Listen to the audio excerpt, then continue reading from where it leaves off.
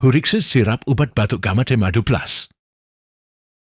Digunakan secara tradisional untuk kurangkan kahak, melegakan batuk, sakit tekak, suara serak, panas badan dan sel sema.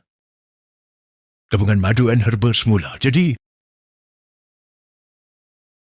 rasa sedap dan tidak mengantuk. Dijamin halal. Jom dapatkan dari deskripsi video ini.